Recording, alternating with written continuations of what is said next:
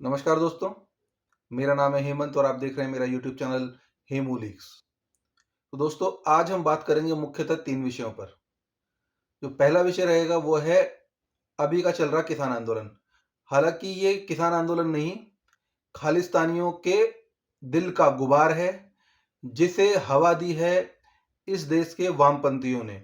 इस देश के वामपंथियों की घुसपैठ देश के लगभग सभी संगठनों में है, चाहे वो मजदूरों से जुड़ा हुआ हो, चाहे वो किसानों से जुड़ा हुआ हो, चाहे वो महाविद्यालयों की बात हो या फिर स्कूलों की बात हो, सरकारी या गैर सरकारी किसी भी संगठन की बात हो, वहां पर वामपंथ की घुसपैठ बहुत तेज है।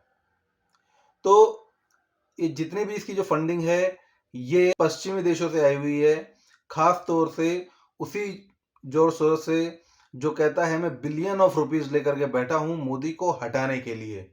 क्योंकि मोदी के रहते हुए यहाँ पर किसी भी ऐसे फैसले को करवा पाना बहुत ही ज्यादा मुश्किल था जो कि पश्चिमी देशों तथा वामपंथियों के हक में जाता हो।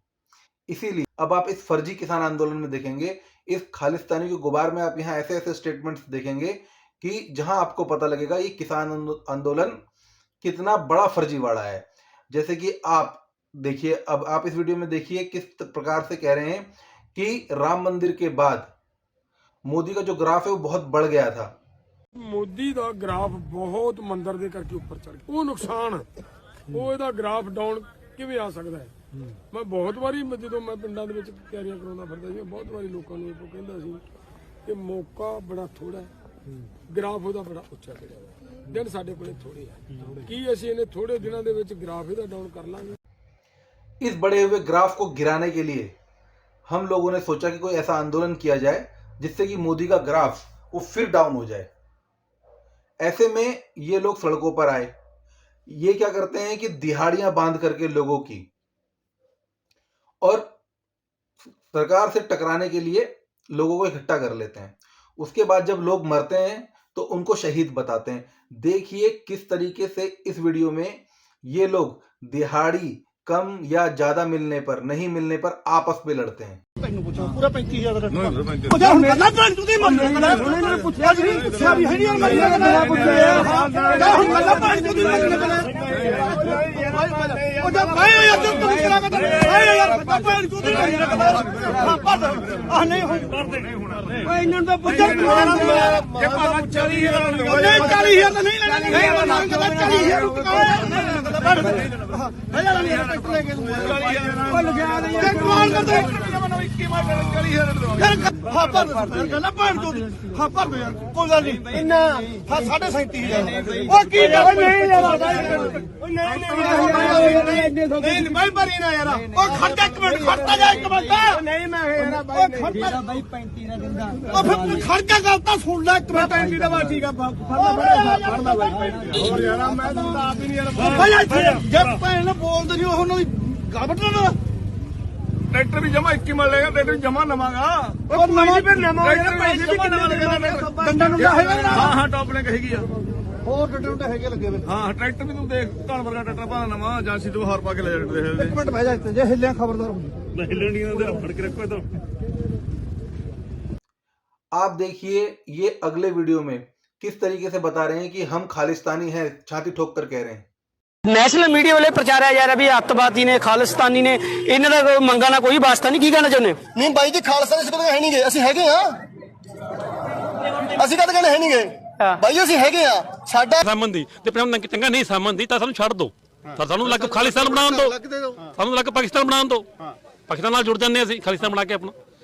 ਇੱਧਰ ਪਾਕਿਸਤਾਨ ਹੈ, ਫਿਰ ਤਾਂ ਇਸ ਸਾਰੇ ਬੋਲ ਦੇਣ ਵੀ ਤੁਸੀਂ ਪਾਕਿਸਤਾਨ ਨੂੰ ਚਲੇ ਜਾਓ, ਅਸੀਂ ਇੱਧਰ ਤਾਂ ਪੰਜਾਬ ਤਾਂ ਅਸੀਂ ਤੁਹਾਡਾ ਆਪਣੇ ਨਾਲ ਰੱਖਣਾ ਨਹੀਂ ਹੈਗਾ।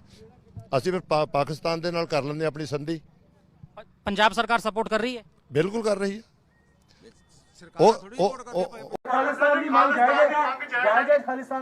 ਜੇ ਸਾਨੂੰ ਮਿਲ ਜੇ ਤੇ ਆਨਾ ਕੀ ਭਾਲੀ ਚਾਰ ਅੱਖਾਂ। ਮੈਂ ਕਹਿ ਦਿੱਤਾ ਹੈਗਾ ਕਿ ਜੇ ਭਾਰਤ ਸਰਕਾਰ ਦਿੰਦੀ ਹੈ ਸਾਨੂੰ ਤੇ ਅਸੀਂ ਲਵਾਂਗੇ।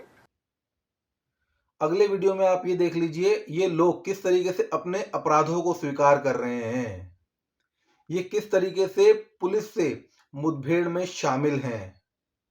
बोले वो मोदी ने कहा जिदन हुण पंजाब च आए हो ना तेनू इसे थ्रू गैस ने तोड़ के खड़ावां टेंशन ना ले अगे ते गया ही ना उत्थे फिरोजपुर ते बच गया ही हुण आउंदा नहीं अगे दिन बहाना मारे मैं बच के आ गया हुण बच के नहीं आउंदा हुण बच के नहीं आउंदा किते हुण अंबरसर वाल उधर आ जावे फिरोजपुर वाल फिर दसांगे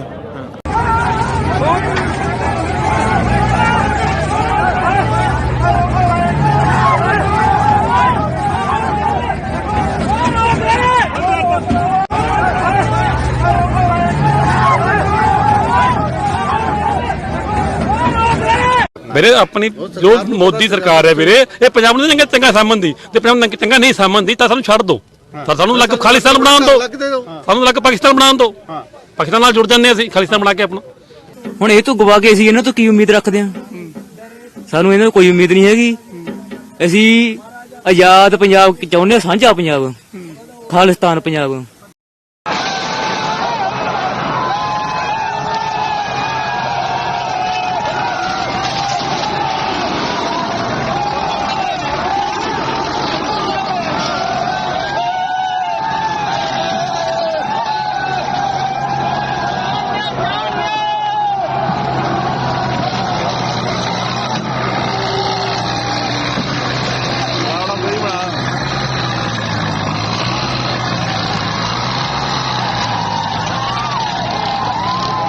थी लेकिन ये जो निहंग समुदाय के लोग हैं जिन्होंने पुलिस के दूसरी तरफ से रास्ता ब्रेक किया और ये दृश्य देखिए दिलचस्प है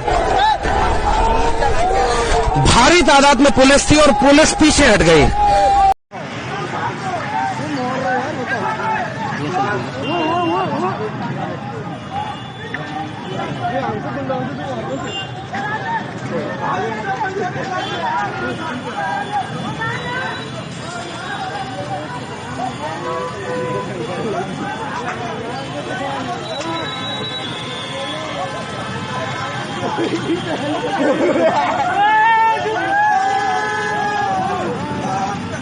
किस तरीके से जनता, पंजाब की अपनी जनता इनसे दुखी है।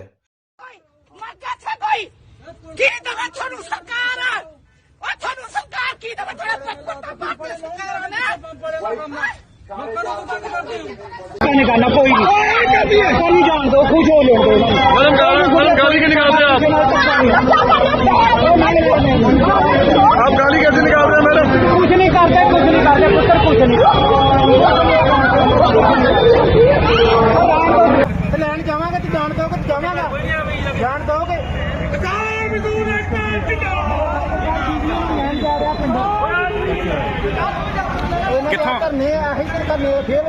किथे आए किथे जा रहे थे मैंबर सर आ रहे धूड़िया पिंड जा रहे की चक्कर कोई एमरजेंसी फादर साहब ठीक नहीं उन्होंने ब्लड ਨਾਲ ਉਲਟੀਆਂ ਆ ਰਹੀਆਂ खून ਐਕਸੀਡੈਂਟ ਲੈਣ ਜਾ ਰਹੇ ਤੁਸੀਂ ਉਹਨਾਂ ਨੂੰ ਆਪਣੀ ਇਹ ਮੁਸ਼ਕਲ ਦੱਸੀ ਹੈ ਵੀ ਮੇਰੇ ਫਾਦਰ ਇਹਨਾਂ ਨੂੰ ਦੱਸੀ ਆ ਪਰ ਮੈਡੀਕਲ ਸੇਵਾਵਾਂ ਤੇ ਕਹਿੰਦੇ ਖੁੱਲੀਆਂ ਕਿਸਾਨ ਕਹਿੰਦੇ ਉਹੀ ਤਾਂ ਕਹਿੰਦੇ ਖੁੱਲੀਆਂ ਆ ਕਿਸਾਨ ਕਹਿੰਦੇ ਨਾ ਲੋਕ ਨਹੀਂ ਨਾ ਖੁੱਲਣ ਦਿੰਦੇ ਤੁਸੀਂ ਇਹਨਾਂ ਦੱਸਿਆ ਕਿ ਤੁਹਾਡੇ ਫਾਦਰ ਸਾਹਿਬ ਦੱਸਿਆ ਮੈਂ ਉਹਨਾਂ ਨੂੰ ਕਹਿੰਦੇ ਨਹੀਂ ਨੰਗੇ ਦਿਨ ਦੱਸਿਆ ਉਹਨਾਂ ਨੂੰ ਧਰਨਾ ਲੱਗਿਆ ਵੀ ਕਾਹਦੇ ਵਾਸਤੇ ਲੈ ਇਹ ਵੀ ਦੱਸਣ ਨਾ ਕਾਹਦੇ ਵਾਸਤੇ ਲੈ ਧਰਨੇ ਦੇ ਵਿੱਚ ਵੀ ਕਿਵੇਂ ਨਾ ਆਮ ਲੋਕ ਜਿਵੇਂ ਪਰੇਸ਼ਾਨ ਹੁੰਦੇ ਹੈਗੇ ਤੇ ਉਹ ਬਾਈ ਵੀ ਹੈ ਨਾ ਬਾਈ ਕਿੱਧਰ ਜਾ ਰਹੇ ਤੁਸੀਂ ਦਵਾਈ ਕਲੀਅਰ ਗੱਲ ਕਰਨਾ ਵੀ ਕਾਹਦੇ ਵਾਸਤੇ ਧਰਨਾ ਲਾਇਆ ਬਾਈ ਤੁਸੀਂ ਕੀ ਦਵਾਈ ਦਵਾਉਣ ਜਾ ਰਹੇ ਬਾਈ ਦਵਾਈ ਯਾਰ ਜਵਾਕ ਆ ਛੋਟੇ ਜਿਹੇ ਜਵਾਕ ਦੇਖ ਲਾਂ ਤੂੰ ਕੀ ਕਰਾਂ ਦੱਸ ਆ ਤਾਂ ਤਾਂ ਝੂਠ ਬੋਲਦਾ ਆ ਕਿੱਡੀ ਉਹ ਪਿਆ ਜਵਾਕ ਦੱਸ ਹੁਣ ਕੀ ਆ ਦੱਸ ਕਿੱਧਰ ਜਾਵਾਂ खेतीबाड़ी के लिए ट्रैक्टर लेके आ रहे हो या आर्मी से भेजने के लिए ट्रैक्टर लेके आ रहे हो आपने आतंकवाद फैलाना है यहाँ पे आपने सब कीले काट दी गई है सड़कों पे क्या करोगे आप दिल्ली को जैम कर दोगे क्या दिल्ली को बर्बाद कर दोगे क्या लाल किले को आग लगा दोगे क्या क्या करना चाहते हो आप इसमें दिल्ली को आग लगानी क्या दिल्ली फूंक देंगे क्या तांडव हुआ था सड़कों पे ट्रैक्टर लेके दौड़े थे खुले के आम उन्होंने भाले कृपाने लेके लिए थे लाल किले तक चढ़ गए थे हमारी धरोहर है पूरे वर्ल्ड को क्या दिखाना चाहते हो आप पीसफुल प्रोटेस्ट करो ना आप आओ जंतर पर भी आओ बसों में बैठ के आओ पीसफुल प्रोटेस्ट करो हम आपके साथ बैठेंगे आपकी मांगों के लिए लड़ाई झगड़े कृपाने लेके आने से कोई हल नहीं होता किसी आज की जो न्यूज थी वो बोले जी क्या करना है हमने पंजाब को खालिस्तान बनाना है हमको नहीं चाहिए कोई खालिस्तान हमको ये कोई खालिस्तानी नहीं चाहिए बिल्कुल भी मतलब आप देश का बेड़ा गर्क करना चाहते हो जब आपकी मांगे कंसिडर की जा रही है मांगी जा रही है आपको बिजली सारी फ्री कर दो अच्छा पानी सारा फ्री कर दो, जितने आपके लोन हो अब सारे माफ कर दो। तो मैं आज काम धंधा छोड़ के मैं भी आज खेती बाड़ी करने जा रहा हूँ। ਬੰਦੇ ਲੈ ਕੇ ਉੱਥੇ ਧਰਨਾ ਲੈ ਕੇ ਬਹਿ ਗਏ ਆ, ਬੜੀ ਲਾਹਨਤ ਵਾਲੀ ਗੱਲ ਆ। ਮੈਂ ਇਹਦਾ ਪ੍ਰੋਟੈਸਟ ਕਰਦਾ ਸੀ। ਕਿਸਾਨ ਕੋਈ ਨਹੀਂ ਬੈਠਾ, ਸਾਰੇ ਪ੍ਰਵਾਸੀ ਮਜ਼ਦੂਰ ਸਾਰੇ ਬੈਠੇ ਨੇ, ਪੇੜ ਬੰਦੇ ਆ, ਸਾਰੇ ਪੇੜ ਬੈਠੇ ਨੇ, ਠੀਕ ਹੈ ਨਾ। ਹੋਰ ਆਪਾਂ ਨੂੰ ਚਾਹੀਦਾ ਵੀ ਇਹ ਚੀਜ਼ਾਂ ਨੂੰ ਥੋੜਾ ਜਿਹਾ ਨਾ ਆਪਾਂ ਥੋੜਾ ਪਿੱਛੇ ਲੈ ਕੇ ਚੱਲੀਏ, ਥੋੜੀ ਹਿਊਮੈਨਿਟੀ ਬਾਰੇ ਵੀ ਸੋਚੀਏ। देखो किस तरीके से हरियाणा के किसान, उत्तर प्रदेश के किसानों ने इनसे पल्ला झाड़ दिया है। पैसा का मामला चल रहा है, सब बड़े बड़े जो नेता हैं सब पैसा इनको डोले। हमारे यहाँ 40 यूनियन है। अच्छा, यहाँ 40 यूनियन है। हाँ, लगभग 39-40 यूनियन है। हाँ, हम तो देखे हैं रोज नजदीक से आंदोलन में। हाँ, तो क्या लग रहा है, ये आंदोलन की वजह क्या लग रही है? कुछ भी वजह ना हो, चुनाव हो रहा रहे हैं, विदेश से फंडिंग होगी, दिल्ली भेजे जाएंगे। दिल्ली इनकी कुछ भी मांग ना हो, सरकार एक मौन है कि दो न धरेंगे। भावनाओं से खिला हुआ हरियाणा है, हरियाली का हरियाणा है, लट खाए हरियाणा, वाह वाही करे पंजाब। आप पिछली बार जो ये आंदोलन चला, हमारे बच्चे नशे के शिकार हो गए, भुक्की के शिकार हो गए, चिट्टे के शिकार हो गए। हमने तो कभी यहाँ सुना ही नहीं चिट्टा क्या होता है। हम अपनी नस्ल, अपने भाइयों को, अपने बच्चों को बचाने के लिए इनका सपोर्ट नहीं करेंगे। अगर जरूरत पड़ी, पुलिस की भी हमें जरूरत नहीं है, हम गांव गांव जाएंगे, व्यापारी भाइयों को इकट्ठा करेंगे, खुद रोड घेरेंगे, पर दिल्ली नहीं पहुंचने देंगे। बस कुछ ही किसान नेता ऐसे हैं जो इस आंदोलन से जुड़े हुए हैं या जुड़े रहना चाहते हैं, क्योंकि सबकी जेब गर्म होने का मामला है।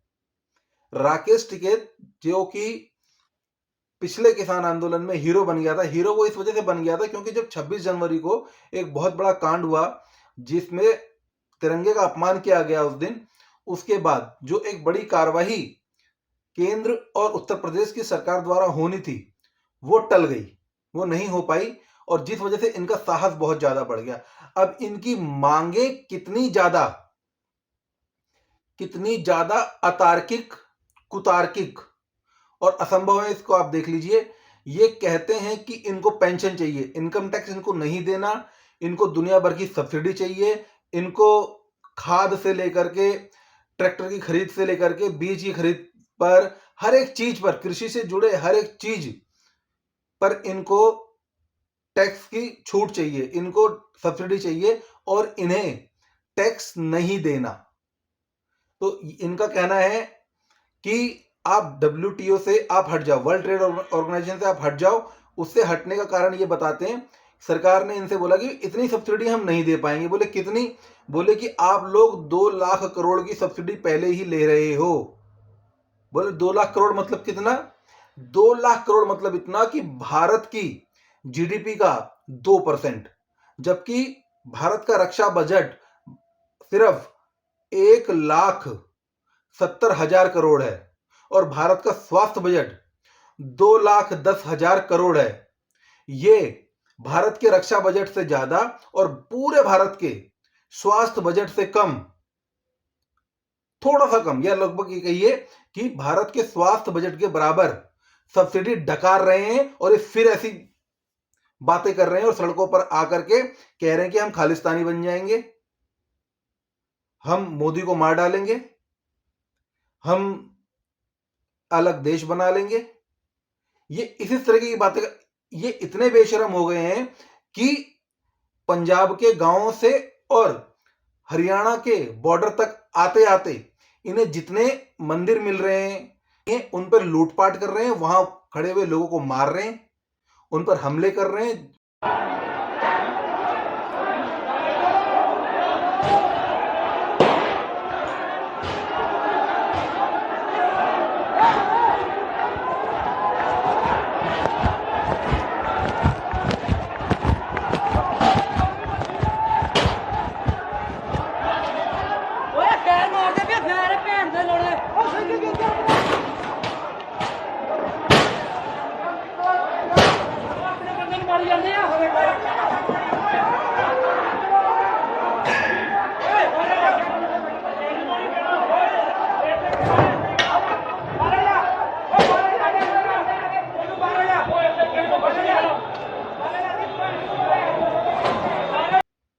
पिछले किसान आंदोलन भी इन्होंने यही किया था।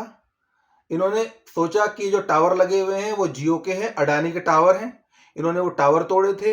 इन्होंने जो बड़े वाले जनरेटर्स होते हैं, इन्होंने उन जनरेटरों को लूटा और इन्हें गुरुद्वारों में डाल दिया।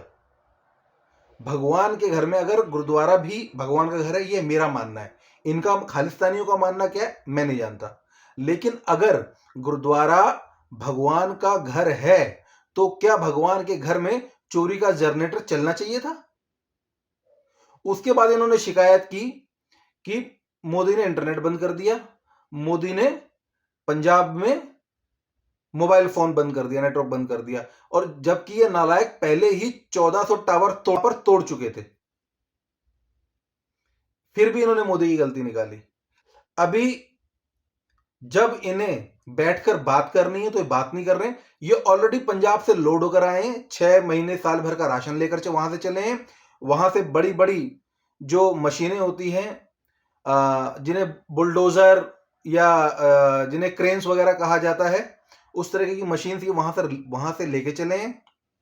तो हरियाणा की सरकार ने जो इनको रोकने की व्यवस्था की थी, उस व्यवस्था को तहस नहस करने के लिए अभी कुछ जो वरिष्ठ पत्रकार के रूप में यहां पर जो दलाल घूम रहे हैं, उनका कहना है कि दिल्ली किसी के बाप की नहीं है, दिल्ली में आना किसानों का हक है और किसान दिल्ली आके रहेंगे, उन्हें आना चाहिए, उन्हें आने देना चाहिए।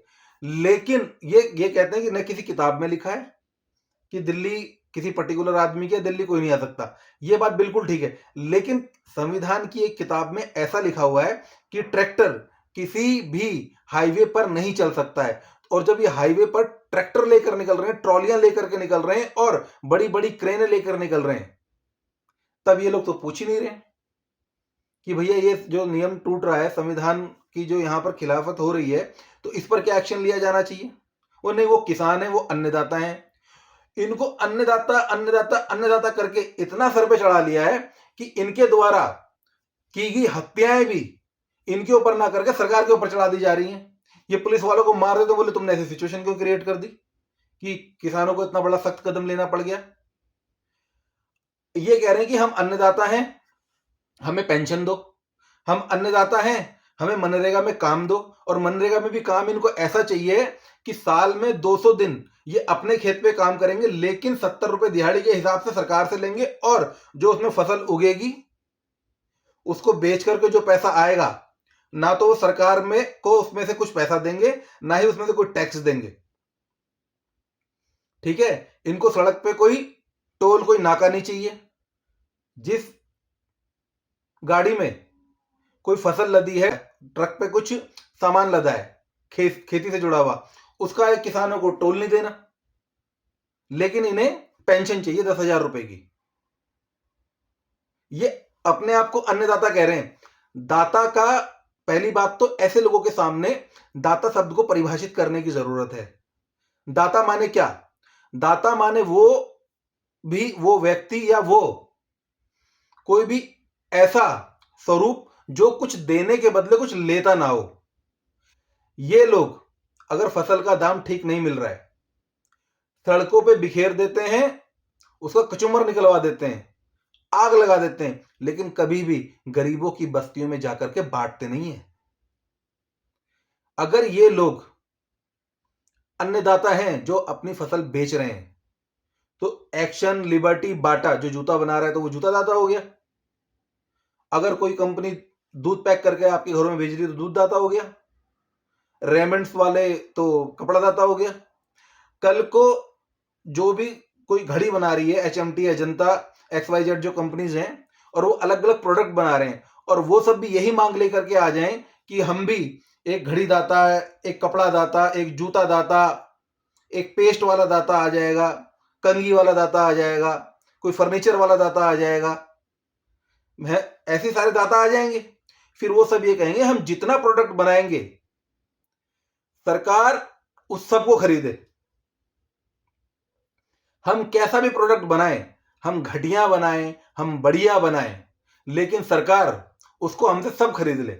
जो मार्केट में बिके बिके, जो ना बिके सरकार खरीदे, हमारा घटिया सामान भी खरीदे। और नहीं खरीदेगी तो फिर रोड पे आएंगे। ये जो ब्लैकमेलिंग, ये आंदोलन नहीं है, ये ब्लैकमेल है। और ब्लैकमेल कैसे है? आंदोलन किस प्रकार से किया जाता है। अगर आपको आना है दिल्ली तो बसों में भर के आते और रामलीला मैदान या किसी भी एक स्थान को चिन्हित करके आप वहां बैठते। लेकिन आप कैसे आएंगे? ट्रैक्टरों में, ट्रॉले में भर के आएंगे और देश का जो भी राष्ट्रीय प्रतीक है उसका अपमान करेंगे। जहां हिंदुओं से जुड़ा हुआ स्थान मिल जाए उसको तोड़ेंगे।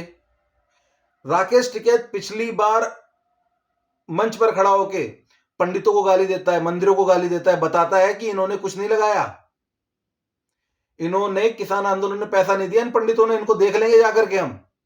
ये राकेश टिकैत की धमकी थी। ये तो मोदी सरकार की कमजोरी है जो कि राकेश टिकैत आज तक खुला घूम रहा है, छुट्टा जिंदा घूम रहा है। किसान आंदोलन में जो लोग इस फर्जी किसान आंदोलन में शामिल थे वो लोग सुरक्षित, स्वस्थ और स्वतंत्र घूम रहे हैं। ये मोदी सरकार की गलती है। नहीं होता तो हट जाओ, योगी को आने दो, कर लेगा वो। 6-8 को तो लिटा चुका होता अब तक। लेकिन फिर भी अब ये बताते हैं कि हम तो जो बड़े लंगर लगाते हैं, शराबों के लंगर लगाए हुए। आप खुद देख लीजिए वीडियो में। ਭਾਜੀ ਹੋਲੀ ਲੈ ਲਓ ਹੋਲੀ ਕਰੋ।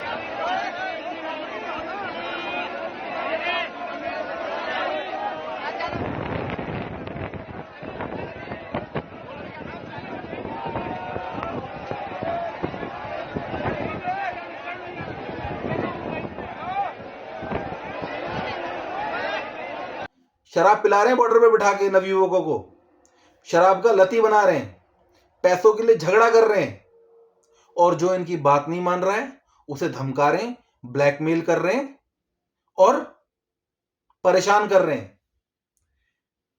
हरियाणा में, पंजाब में और यूपी में ये शुरू होने वाला है राकेश टिकैत की वजह से। अगर समय रहते इसे रोका नहीं गया तो ये सरकार को वोटों का नुकसान करे ना करे, लेकिन देश को और यहां के नागरिकों को यह बहुत बुरी तरीके से नुकसान करने वाला है। अभी ये लोग पूरी तरीके से आए नहीं है और दिल्ली में ट्रैफिक की स्थिति बहुत ज्यादा बदहाल हो चुकी है। दिल्ली फरीदाबाद बॉर्डर जो है, जिसे बदरपुर बॉर्डर कहते हैं, बहुत बदहाल स्थिति में आ चुका है अभी से। बाकी बॉर्डर भी बहुत जल्दी बहुत गंदी स्थिति में आने वाले हैं। एक आध दिन तो गाजीपुर बॉर्डर भी बहुत जाम में आ गया था। तो ऐसी किसी भी स्थिति से बचने के लिए भारत सरकार को एक कड़ा कदम उठाना चाहिए और पंजाब की खालिस्तानी सरकार को तुरंत बर्खास्त करके, मैं पंजाब की सरकार को खालिस्तानी क्यों कह रहा हूं, क्योंकि भगवंत मान का जो एक बयान था, मैंने सुना था, वो कहता है कि पंजाब की तरफ भी बाड़ लगा रखी है और हरियाणा की तरफ भी बाड़ लगा दिया आपने, हमें तो वखरा कर दो। जो आदमी देश से अलग होने की बात करे वो भी मुख्यमंत्री के पद पे रहते हुए, उससे बड़ा गद्दार कोई नहीं हो सकता। इसलिए मैं कहता हूं कि भगवंत मान खालिस्तानी कुत्ता है और उस कुत्ते का मालिक दिल्ली में बैठा केजरीवाल है और उसके मालिक का जो रिमोट है वो अमेरिका में बैठे पन्नू के हाथ में है। और पन्नू की साठगांठ उस सोरस से है जिसके पैसे से कांग्रेस, राहुल गांधी और यहां के कुछ वामपंथी और चीनी जो मीडिया है ना यहां का, क्लिक मीडिया और मिस्टर रवीश अभिसार, ऐसे जो लोग हैं, इन लोगों का जो ग्रुप जो फल फूल रहा है विदेशी पैसे से, इन सब का आपस में तालमेल। और एक वो थे ना जो मिस्टर सलीम, जो गलती से यादवों के घर पैदा हो गए थे, योगेंद्र यादव जी, जो कहते हैं कि हमने तो पिच बना दी थी, बैटिंग तो इन्हें नहीं करनी थी, कांग्रेस को करनी थी और वो कर नहीं पाए। इस बार भी ये पिच बनाने के जुगाड़ में लगे हुए हैं। मेरी केंद्र सरकार से दरख्वास्त है, जो खेल आपने इंटरनेशनल लेवल पे खेला है, ढाए ढाए वाला, सारे खालिस्तानी उड़ा दिए ना आपने कनाडा में बैठे हुए, मैक्सिमम तो उड़ा दिए, सारे नहीं उड़ाए तो 70-80% उड़ा दिए ना। यहां भी करो ना, 2-4 इंटरनल भी उड़ा दो लोगों को, कुछ को, टिकैत जैसों को, योगेंद्र यादव जैसों को, और एक आध तो पंजाब में आइडेंटिफाई आपने किया ही हुआ होगा, उड़ाओ इनको, सब शांति शांति हो जाएगी। अब मैं ऐसा क्यों कह रहा हूं? बिहार का, बंगाल का, उड़ीसा का, मध्य प्रदेश का, राजस्थान का, ये जो छत्तीसगढ़ के, ये किसान नहीं है क्या? ये क्यों नहीं आ रहे? सिर्फ परेशानी किसे है? पंजाब वालों को। पंजाब वालों को क्यों है? जहर है मन में, जहर। जहर कहां से आया? कनाडा से भेजा हुआ। आने वाले 2-3 साल में ना आपको खबर मिलेगी, मोदी जी मारे गए। बड़ी बात क्या? इनकी औकात नहीं थी कांग्रेस को कुछ कहने की, जिन्होंने सड़कों पे इन्हें कुत्तों की तरह मारा और जलाया। उन्हें कुछ कहने की औकात नहीं। उनको वोट देते रहे, उनकी सरकारें बनवाते रहे। जिस आदमी ने 2014 में प्रधानमंत्री बनने के बाद इनको न्याय दिलवाया, उसको मारने की धमकियां देना, उसके पुतले, उनके साथ बदतमीजी करना, उसे रोज रोज धमकियां लगाना, तो इसको क्या गद्दारी ना समझा जाए तो क्या समझा जाए? गद्दारी नहीं है देश से? जिसे ये चीजें गद्दारी नहीं लगती, मेरे हिसाब से वो भी गद्दार है। जिसको जैसा लगता है वो सब ठीक है, लेकिन मैं इस देश के सिखों के साथ, इस देश के किसानों के साथ, इस देश के अन्य नागरिकों के साथ खड़ा हूं, लेकिन मैं खालिस्तानियों के साथ, फर्जी किसानों के साथ, उपद्रवियों के साथ, वामपंथियों के साथ नहीं खड़ा हूं और ना ही खड़ा होऊंगा। अब हम चलते हैं अगले विषय की तरफ। हमारा अगला विषय है पश्चिम बंगाल का। अभी 2-4 दिन पहले हम एक डिस्कस कर रहे थे, तो एक बंगाल के रहने वाले सज्जन कह रहे हैं कि यार तुम ना बंगाल को वैसे ही बदनाम कर देते हो, किसी एक आध घटना को लेकर पकड़ देते हो, कोई बस एक इंसिडेंट है और बाकी कुछ है ही नहीं। मैंने कहा आपको कैसे पता? कहते मैंने न्यूज में पढ़ा। मैंने न्यूज के आपने कौन से पोर्टल पे पढ़ा? बोले अपने किसी पोर्टल पे पढ़ा है उन्होंने। बोले ये हिंदू मुस्लिम का मामला ही नहीं है, हिंदू मुस्लिम तो तुम करते हो, ममता बनर्जी थोड़ी करती है। मैंने आपको कैसे पता? बोला मुझे पता है। हिंदू मुस्लिम का मामला ही नहीं है। बिलखने वाली औरतें, बलात्कार से पीड़ित औरतें, सारी की सारी, और जो पीड़ित महिलाएं हैं, पीड़ित पक्ष है, 100% हिंदू है, दलित महिलाएं हैं, और पीड़ित करने वाला शाहजहां शेख और उसके चेले, टीएमसी के जो नेता लोग हैं वो हैं। इसमें एक हजारा नाम का है, एक उत्तम दास है, और एक हजारा है कोई आदमी। ऐसे लोगों ने मिलकर के दलित महिलाओं का जो हाल वहां किया है, किसी भी विपक्षी नेता की नींद नहीं टूट रही है उसे लेकर के। औरतें कह रही हैं कि मैं चिल्लाती रही, मेरी बेटी 14 साल की है, 15 साल की है, इसको ऐसे मत करो, मर जाएगी, एक साथ मत इसका रेप करो, एक एक करके करो। इस तरीके की वीडियोस वहां से आ रही हैं, इनका दिल नहीं कांप रहा है और ये लोग उसे डिफेंड कर रहे हैं और कह रहे हैं कि ममता बनर्जी बहुत सही कर रही है। उसके बाद ममता बनर्जी और विपक्ष कुछ और लोग उस चीज को मणिपुर से जोड़ के देखते हैं, और उत्तर प्रदेश में उन्नाव में कोई एक हुआ था रेप केस, उसे देख के, जिसमें से कि भाजपा के विधायक का हाथ था, उसी ने किया था, उसी पे इल्जाम था। बोले उस पर तो आप कुछ नहीं कहते। मणिपुर में सरकार ने पूरी कार्रवाई की। उत्तर प्रदेश में वो विधायक आज जेल में है। ऐसा नहीं है कि कोई आदमी किसी कमजोर पर या किसी और पर, जो अत्याचार सब जगह नहीं होता या सब जगह होता, ये विषय नहीं है। ये विषय है कि क्या जहां हो रहा है वहां की सरकारें एक्शन ले रही हैं कि नहीं ले रही हैं। क्या योगी सरकार ने अपने विधायक को बचाने का कोई प्रयास किया, या वो विधायक है इसलिए उसकी सजा कम करवा दी गई? नहीं ना, पूरा एक्शन लिया, अंदर गया, जो सख्त से सख्त धाराएं हो सकती थी उस पर मुकदमा दर्ज किया। और यहां क्या किया?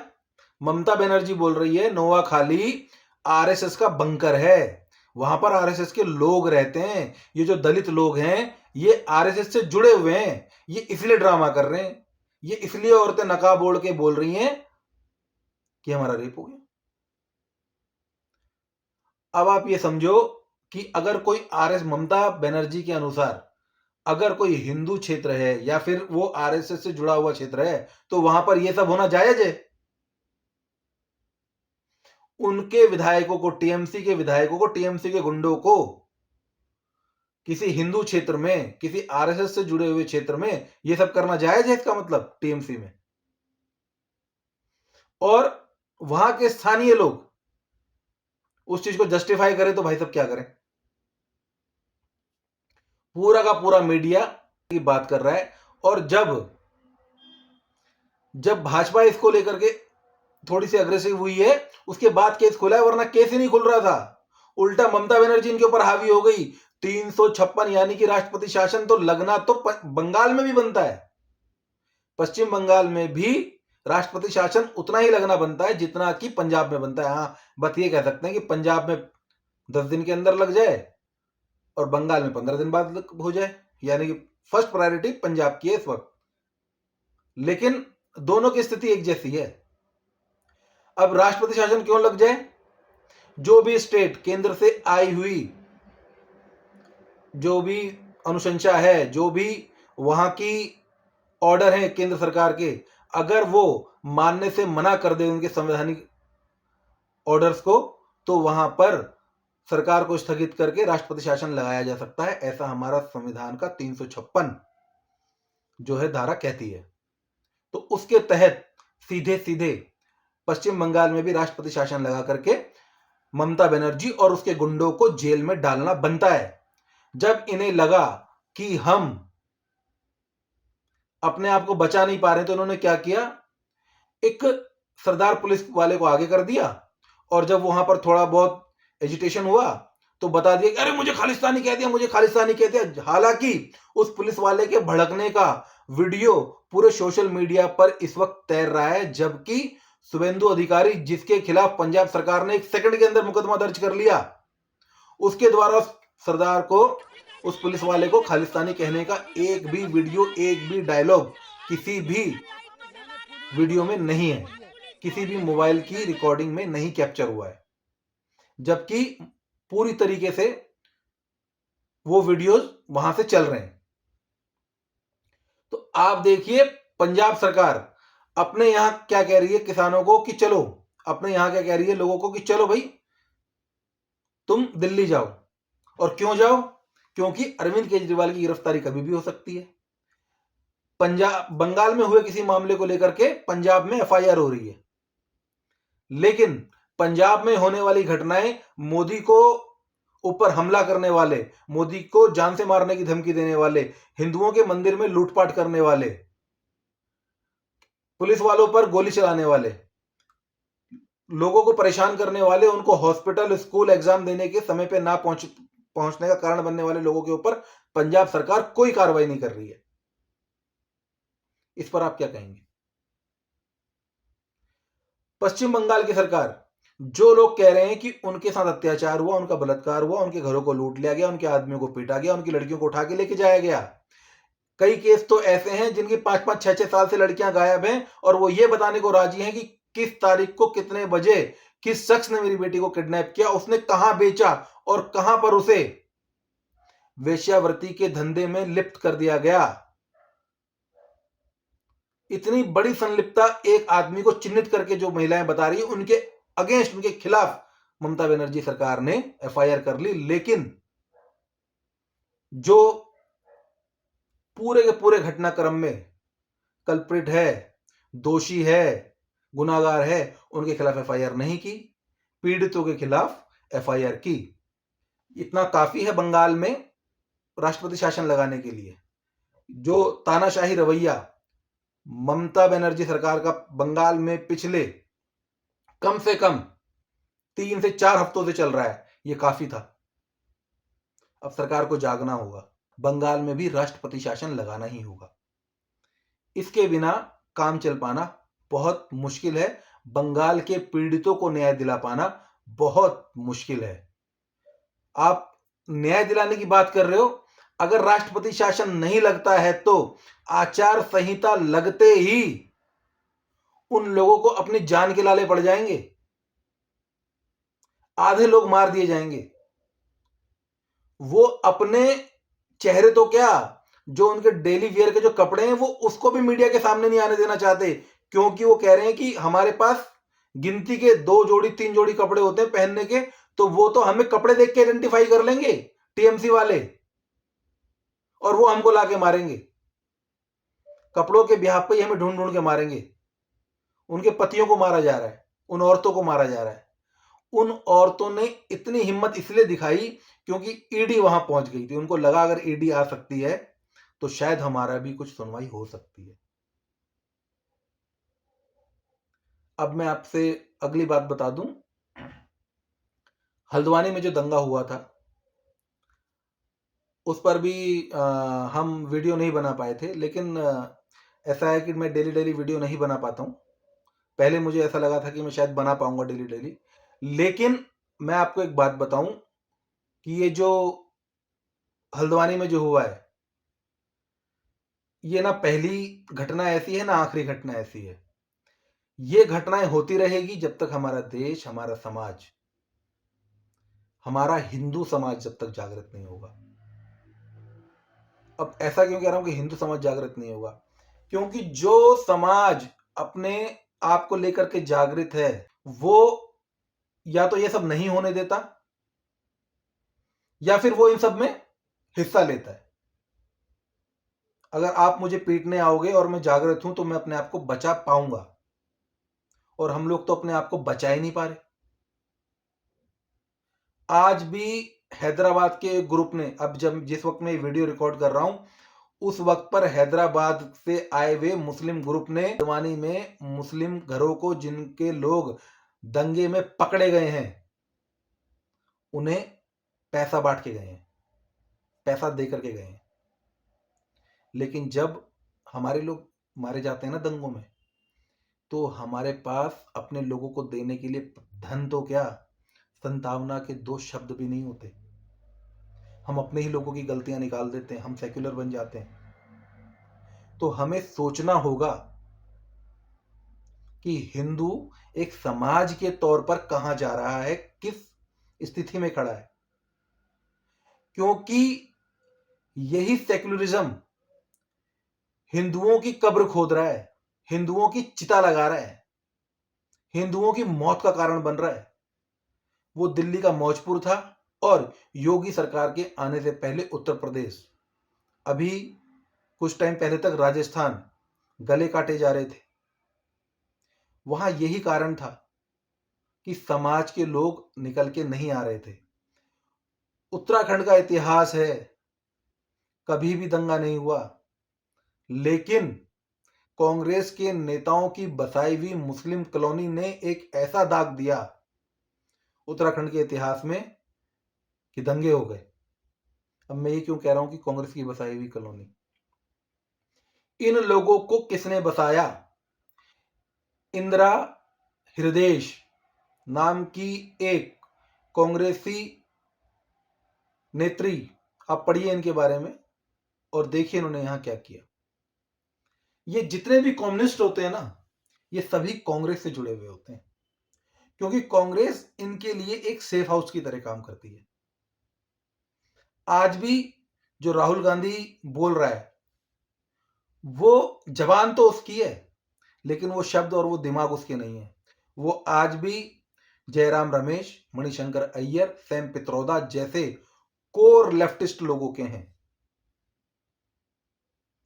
चाहे वो रैली में, अपनी रैली में किसी रिपोर्टर को पिटवा देने वाला काम हो, या फिर किसी बॉलीवुड अभिनेत्री अभिनेता का नाम लेकर के कुछ भी उलझुल बोल देना हो, किसी मंदिर के बारे में या किसी कैटेगरी के बारे में। हालांकि कांग्रेस का कहना है राहुल गांधी का खुद का एक ब्राह्मण दत्तात्रेय गोत्र का डीएनए है। वो तो राहुल गांधी ही जाने कि उनका क्या डीएनए है, लेकिन उनकी हरकतें भारत में जितने भी हिंदू जातियां प्रजातियां पाई जाती है उनमें से किसी भी एक की नहीं है। मंदिर के वो विरोधी हैं, मंदिर जाने वालों के वो विरोधी हैं, हिंदुओं को एक करने वालों के, हिंदुओं को जो एक करने की बात करे उसके वो विरोधी हैं, जो हिंदुओं का विभाजन करे उसके वो दोस्त हैं, और हिंदुओं को जो अपना नैसर्गिक दुश्मन मानते हैं ऐसी प्रजातियों के वो दोस्त हैं। हिंदुओं के देवी देवताओं को जो गालियां देते हैं, जो कहते हैं कि हिंदुस्तान की धरती इतनी गंदी है और इस पे पांव ना रखना पड़े इसलिए मैं जूते 24 घंटे पहनता हूं, ऐसे पादरियों के साथ जाकर के बैठक में मीटिंग में बैठते हैं और भारत जो हिंदुओं की जो देवियां हैं, दिव्य शक्तियां हैं, उन्हें बताते हैं नकली है। ऐसे पादरियों के साथ मीटिंग करते हैं, हिंदुओं को गाली देने वाले मौलानाओं को टिकट देते हैं, हिंदुओं के साथ थोड़ा सा भी प्रेम संबंध अगर कोई बढ़ा ले उसे पार्टी से निकाल देते हैं, जैसे कि अभी आचार्य प्रमोद को निकाला है। ये हालात हैं कांग्रेस के और राहुल गांधी के। इसके बाद भी अगर हम किसी गलतफहमी का शिकार हैं तो ये हमारे लिए आत्मचिंतन और मंथन का विषय होना चाहिए। और मैं फिर पहले भी कहा मैंने, मैं फिर दोहरा रहा हूं आपके साथ कि हल्द्वानी पहला और आखिरी इंसिडेंट नहीं है। ये समय समय पर होता रहेगा। जहां जहां आपकी तैयारी नहीं होगी वहां वहां ये लोग आपका शिकार करेंगे, शिकार भी करेंगे, विक्टिम कार्ड भी खेलेंगे, और इस विक्टिम कार्ड में भारत का तथाकथित फ्री मीडिया इनका साथ देगा। आपको मैं एग्जांपल बता देता हूं, बिल्कुल करेक्ट एग्जांपल, कि लल्लन टॉप ने जाकर के इंटरव्यू किया, फ्रंट लाइन पे खड़ा होके पत्थरबाजी करने वाले परिवार के एक सदस्य को गोली लगी और उसको इतना मासूम दिखा दिया, इतना मासूम दिखा दिया, उस परिवार के 3 से 4 सदस्य वहां पर दंगे वाले दिन दंगे वाली जगह पर खड़े होकर के फ्रंट लाइन पर पत्थरबाजी कर रहे थे। जिस आदमी का दंगे से कोई भी लेना देना नहीं है, उसका कोई बेटा काम पर है, कोई बेटा घर पर है, वो घर से बाहर है, ऐसा कैसे हो गया कि सारे की सारे फ्रंट लाइन पर पहुंच गए और उनके डैड को गोली लग गई? और फिर वो सारे की सारे कैमरे पर विक्टिम कार्ड खेलते हैं और उस विक्टिम कार्ड को कवर देता है, पुश करता है लल्लन टॉप। और ये पहला घटनाक्रम नहीं है कि लल्लन टॉप ऐसे घटनाक्रमों को, ऐसे लोगों को कवर फायर देता हो। ऐसा लल्लन टॉप कई बार कर चुका है। सिर्फ लल्लन टॉप नहीं, कई मीडिया के जो चैनल्स और यूट्यूब के खिलाड़ी ऐसा कई बार कर चुके हैं।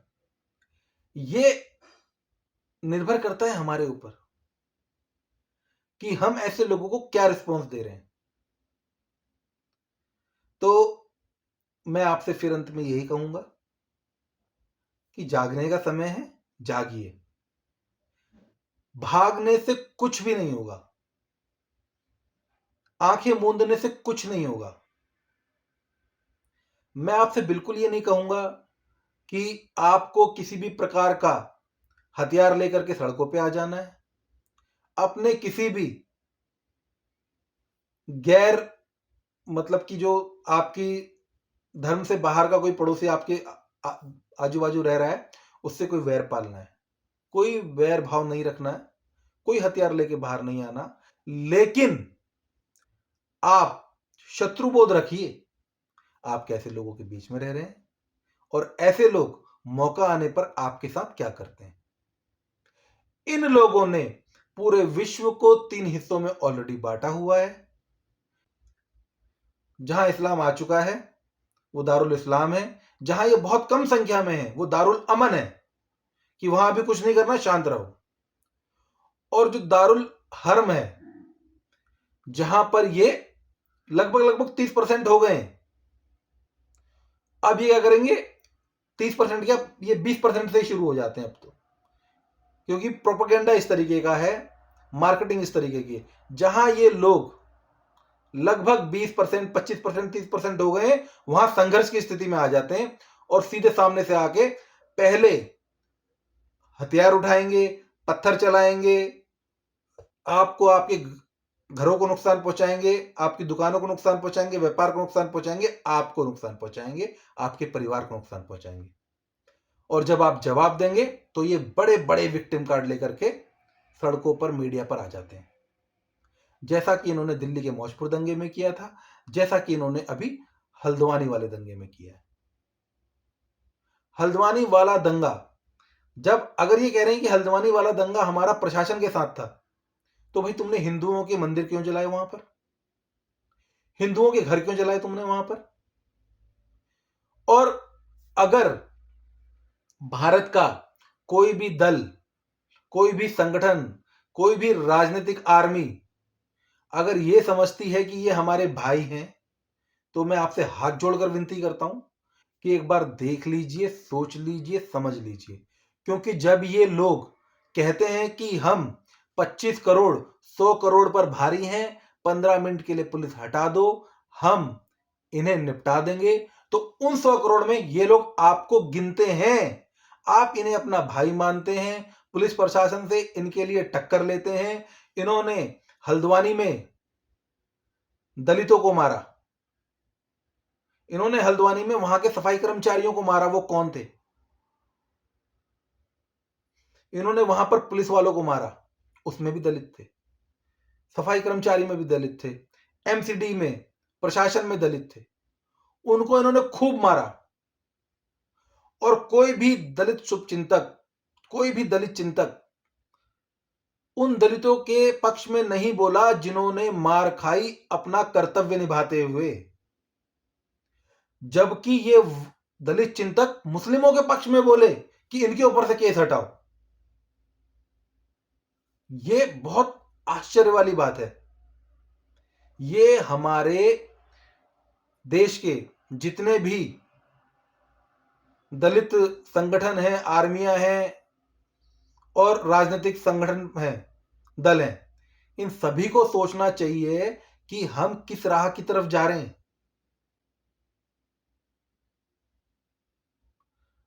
अगर आप अब भी नहीं सोच पा रहे हैं,